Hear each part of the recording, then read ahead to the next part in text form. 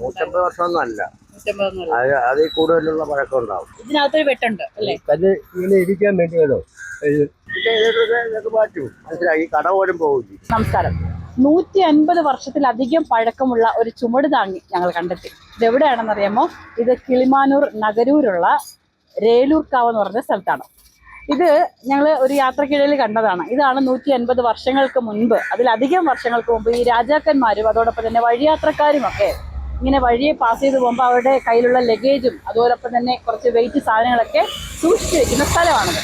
ഇത് ശരിക്കും നമുക്ക് പുറമേ നിന്ന് കണ്ടു കഴിഞ്ഞാൽ ഇതൊരു ചുവടുതാങ്ങി, ഇതിനപ്പുറം ഒരു ചായക്കടയൊക്കെ ഉള്ളതായിട്ട് നമുക്ക് തോന്നുമെങ്കിലും ഒരുപാട് വർഷം പാരമ്പര്യമുള്ള ചില കഥകൾ പറയാനുണ്ട്. കാരണം ഇത് അങ്ങനെ അങ്ങ് ആർക്കും എടുത്തോണ്ടോ പൊളിച്ചോണ്ടോ പോകാൻ പറ്റാത്ത രീതിയിൽ നല്ല രീതിയിൽ തന്നെ ലോക്ക് ഇട്ട് വെച്ചിരിക്കുന്ന വലിയൊരു ചുമടുതാങ്ങിയാണ്. അതുകൊണ്ട് തന്നെ അമ്മാവന് കട നടത്തണമെങ്കിൽ ഇത് മാറ്റാനൊന്നും പറ്റത്തില്ലായിരുന്നു. അപ്പൊ നമുക്ക് അമ്മാവനോട് വിശേഷങ്ങൾ ചോദിക്കാം.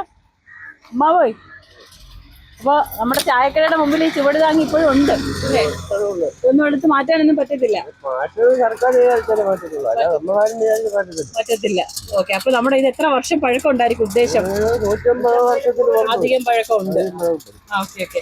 അപ്പൊ നമ്മള് ഈ ചുമട് താങ്ങി പണ്ടൊക്കെ നമ്മൾ കേട്ടിട്ടുണ്ട് ഇല്ലേ, രാജാക്കന്മാരും. അപ്പൊ ഇവിടെ ഈ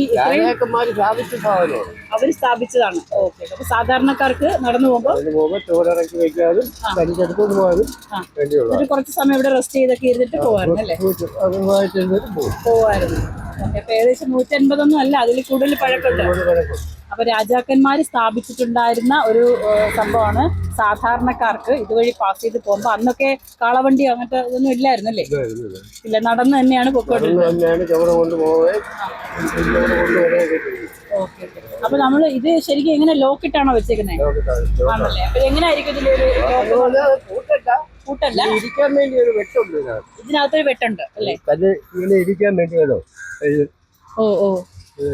അപ്പൊ ഇത് ശരിക്കും പറഞ്ഞാൽ ഇളക്കിക്കൊണ്ടൊന്നും പോകാൻ പറ്റത്തില്ല. സർക്കാർ വിചാരിച്ചാലേ ഇറങ്ങത്തുള്ളൂ. ഫുൾ പാറയല്ലേ ഇത്? പാറയാണല്ലേ? ഇത് പാറയിൽ മാത്രം ഉണ്ടാക്കിയേക്കുന്നല്ല, സാധാരണ എന്താ ഈ സർവേക്കല്ലിന്റെ അങ്ങനത്തെ ഒന്നും അല്ല, ശരിക്കുള്ള പാറയാണ്. പാറ പണ്ട്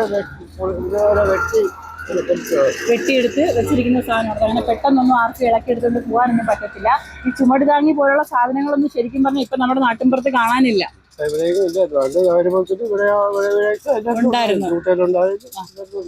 ഈ വണ്ടി വള്ളമൊന്നും ഇല്ലാത്ത സമയത്ത് വെള്ളം ഉണ്ടാവും. കരമാർഗമുള്ള ചുമന്നുകൊണ്ട് വരും. അപ്പോഴും ഒന്ന് താങ്ങാൻ വേണ്ടിയുള്ള ഒരു സാധനം മാത്രമേ ഉള്ളൂ. രാജഭരണകാലത്തുണ്ടായതാണ്. 150 വർഷമൊന്നും അല്ല, അതിൽ കൂടുതലുള്ള പഴക്കം ഉണ്ടാവും. ഇവിടെ നിന്ന് പോകനാട്ടോട്ട് പോകുന്ന വഴിക്ക് അവിടെ ഒരു സാധനമുണ്ട്. ഈ റോഡ് വികസനത്തിന്റെ ഭാഗമായിട്ട് ഇതെല്ലാം കളയും. ഇതൊക്കെ മാറ്റും, മനസ്സിലായി, കട പോലും പോകും. ആണോ? അപ്പൊ ഈ റോഡ് വികസനം വന്നു കഴിഞ്ഞാൽ ഇതൊക്കെ മാറ്റുമെന്നാണ് പറയുന്നത്. പക്ഷേ നമുക്കറിയാം, നമുക്കൊക്കെ ഇത്തരം സ്മാരകങ്ങൾ എപ്പോഴും അതൊരു ഓർമ്മയല്ലേ?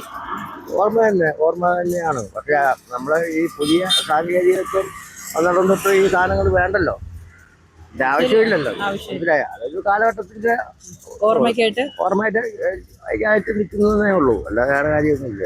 അപ്പൊ ഇനി ഇതിപ്പോ ഇതുപോലെ സംഭവം കാണണമെങ്കിൽ ഇവിടെ അടുത്തെങ്കിലും കാണാൻ പറ്റത്തില്ല അല്ലേ? ഇല്ല. ഓക്കെ. അപ്പൊ ഇപ്പോഴും നമ്മുടെ ആൾക്കാർ ലഗേജ് ഒക്കെ കൊണ്ടുവന്ന് വെക്കാറുണ്ടോ അവിടെ? വെക്കാറൊന്നുമില്ല, കൊണ്ടുപോയി വെക്കും. പക്ഷെ നമ്മുടെ റോഡ് മാറി, നാട് മാറി, എല്ലാം മാറി. പക്ഷെ നമ്മുടെ ചുവടുതാങ്ങി മാത്രം ഇപ്പോഴും ഒരു സ്മാരകം പോലെ അല്ലേ? അതെ അതെ. ഓക്കെ. അപ്പൊ നമുക്കിത് പൊളിച്ചൊന്നും മാറ്റിയും വേണ്ട, ഒന്നും ചെയ്യണ്ട.